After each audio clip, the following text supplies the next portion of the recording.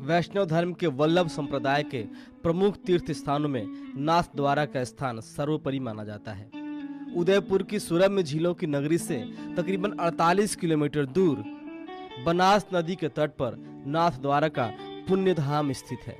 यहाँ पर भगवान श्री कृष्ण के स्वरूप श्रीनाथ जी का अत्यंत भव्य मंदिर है, जिसे देखने के लिए देश के सभी भागों से भारी संख्या से श्रद्धालु भक्त यहाँ पहुँचते हैं। दर्शन मात्र से मानव को आत्मिक शांति प्राप्त होती है और हर कार्य के सिद्धि हेतु प्रभु का आशीर्वाद प्राप्त होता है। श्रीनाथ जी के मंदिर का घेरा काफी बड़ा है। वल्लभ संप्रदाय वाले अपने मंदिरों को नंदराय जी का घर मानते हैं। मंदिर पर कोई शिखर नहीं रहता। श्रीनाथ जी के मंदिर में भी कोई शिखर नहीं है। जिस स्थल पर श्रीनाथ जी विराजमान है उसकी तो छत भी साधारण खपरेलों की बनी हुई है। इसी छावनी के बीच में एक छोटा सा सुदर्शन चक्र है, जिस पर 7 ध्वजाएं फहराती रहती हैं। मंदिर का प्रत्येक स्थल गोलोक के किसी न किसी स्थल का प्रतीक माना जाता है। मंदिर की व्यवस्था बहुत ही संतोषजनक है। श्रीनाथ जी एक ही प्रकार के वस्त्र धारण नहीं करते। मुकुट, कुंडल, हार इत्यादि भी एक प्रकार के नहीं होते।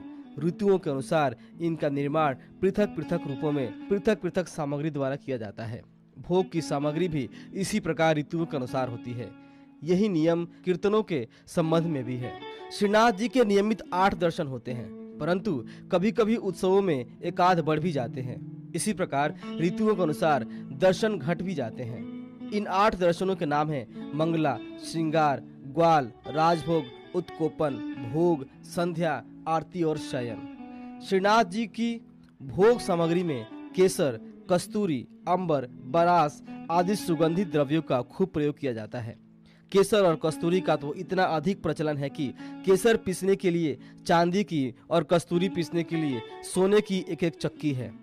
श्रीनाथ जी का प्रचुर वैभव हीरे मोती तथा अन्य रत्नों के आभूषणों, सोने चांदी के झूलों, पालनों, अटारियों, बंगलों, बर्तनों, बहुमूल्य वस्त्रों आदि से ज्ञात होता है।